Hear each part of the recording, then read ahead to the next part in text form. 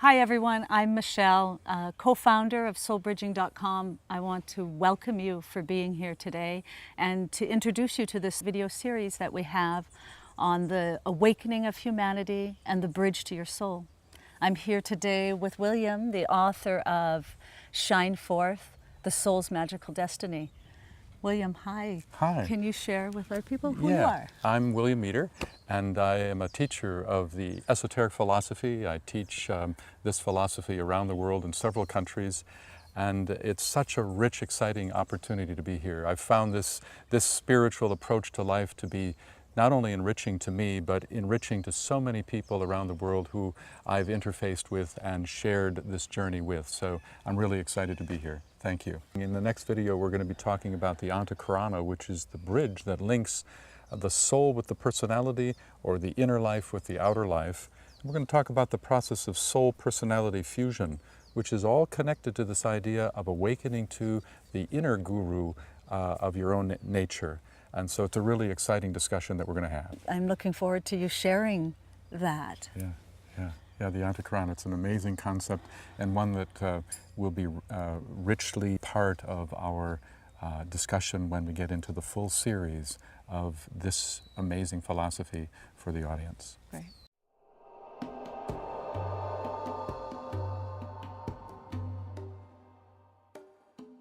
Knowledge is the prerogative of the personality, but wisdom is the prerogative of the soul. But the thing is that, in a certain sense, wisdom stands on the shoulders of knowledge. Right. And what is it that is added to the shoulders of knowledge? What's added is profound love coupled with experience. Always wisdom has experience. See, the soul can be understood in another way, and it's the kind of love that is not so much individual love, but it's a higher kind of love. It's a different kind of love than the personality. The personality will experience love often, and it's, I love you, but not you. Mm-hmm. Whereas the soul, it has a more impersonal experience of love, but at the same time it's the most broadly inclusive.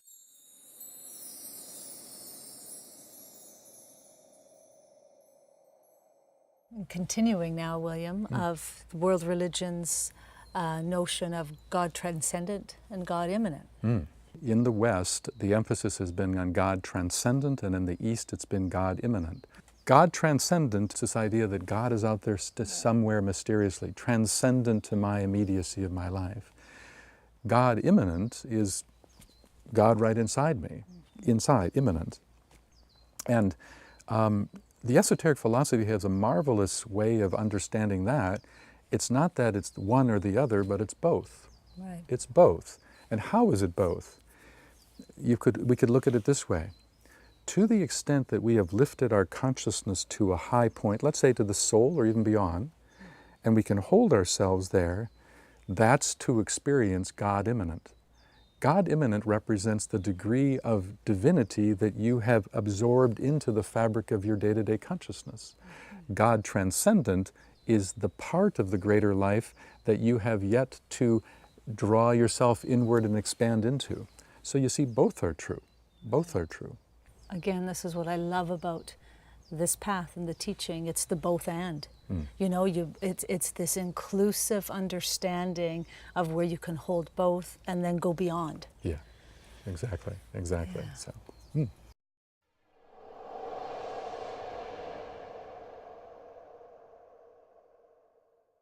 The higher you go with your experience of love, the more that urge to find right relationship becomes a centerpiece of your thoughts, your actions, your perceptions, your reactions. If we start realizing that love has these layers, then we can become more conscious of the fact that whatever layer of love we're experiencing, there's a higher, subtler layer that we can strive to.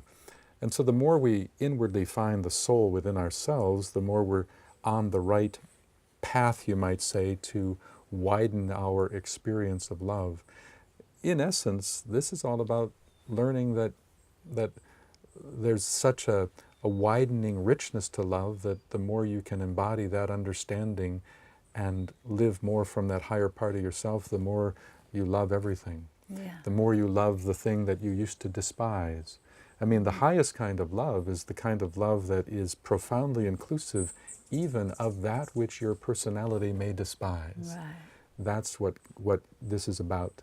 That's what this is about moving toward.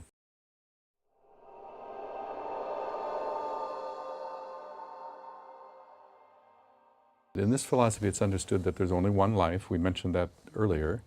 And that one life manifests, and in the manifestation, it is said that the one becomes the three and then becomes a seven. And one way to look at it is, just as a simple sort of metaphor for it, think of white light. And you know how we often talk about white light as being synonymous with God. You know, we've heard the light of God, we see that. Well, imagine that white light is being projected through a prism. Well, it'll project itself and divide itself into 7 colors of the visible spectrum. By analogy, that's how the esoteric perspective sees the whole process of the one becoming the many. The white light, the light of divinity, is divided into 7 fundamental qualities. And in the big picture, those 7 fundamental qualities are said to intermix and interface and create everything that we see in the outer world. All diversity is rooted in different proportions of that 7-ness interfacing and interconnecting. And why is this important to you and I? It's because every human soul is said to be on one of those qualities, those colors of light, you might say. And actually, it's often called rays in this philosophy, the so-called 7 rays. And every human soul is found upon one of those rays. And to know your soul ray is to know the very purpose of your being.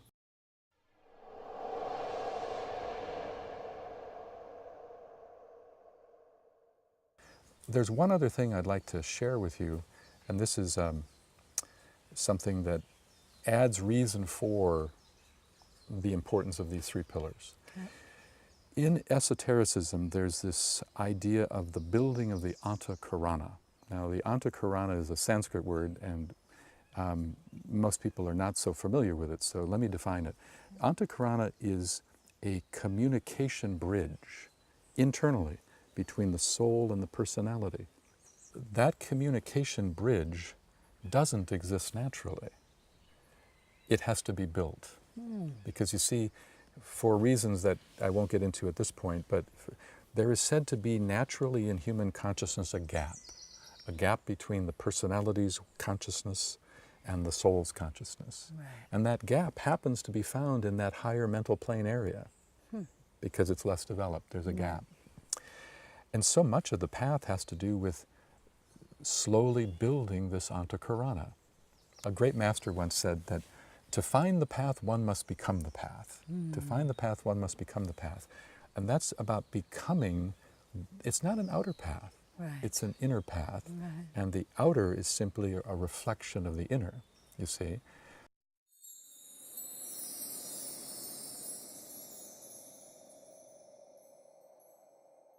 Everything is one living entity expressing itself, and that the planet itself is an entity, and kingdoms of nature are just layers of its consciousness evolving. And in a certain sense, every kingdom of nature has certain initiatory milestones, certain major transitions that represent expansions of consciousness.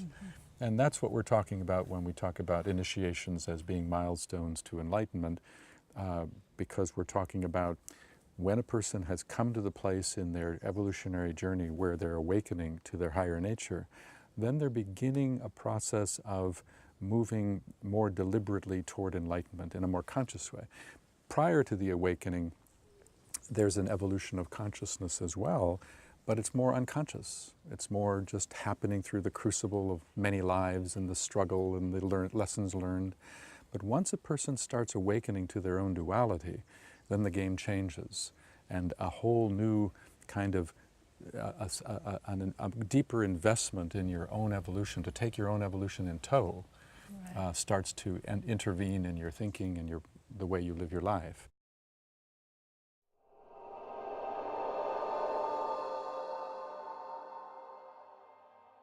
Practical mysticism has a very strong emphasis on service and grounding. It's all about bringing heaven to earth. It's about reaching for the stars, but keeping your feet firmly planted on the ground. That's what it's about. Because, you know, there's a lot of people that are mystically oriented, but kind of impractical. Right, you know? and disconnected from this physical Yeah, that we live in. That's right. And oftentimes disconnected with the reality of living in a society, how to manage things, how to live effectively in the outer world. Instead, there's sort of a retreat into the inner world. And in a way, it's a pattern that has been with us for a long time, because there's quite a bit of emphasis around mysticism within the Piscean era. For 2,000 years, Pisces has been a major shaping of our collective consciousness. And Pisces is the sign, probably the sign most associated with mysticism. But we're moving into an Aquarian era. And Aquarius is going to be much more about practical mysticism and bringing heaven to earth in a very tangible, real way. See, the practical mystic is all about redesigning the world, restructuring how we can repattern the way we live, the way we interface with each other, the way we construct social systems in such a way that it encourages we build systems to try to support bringing forth the very, very best and highest in each of us. And so it's about redesigning culture and civilization so that the better part of us can have greater life expression. That's the goal of practical mysticism.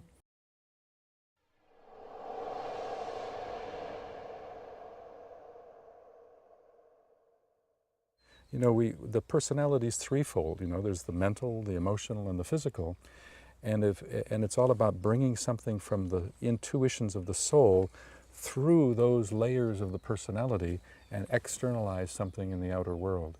In a way, the whole magical process is a process of kind of reaching deep into the subtleties of intuitive soulfulness and then finding ways of manifesting into density. Right. And so what I want to do in this presentation, this module, is to give you and the listeners an overview of how to understand how that works. In a way, it's all about kind of the science of understanding how to help the soul utilize these instruments for creativity. Because that's all the personality is, really. It's just an instrument that has three parts to it.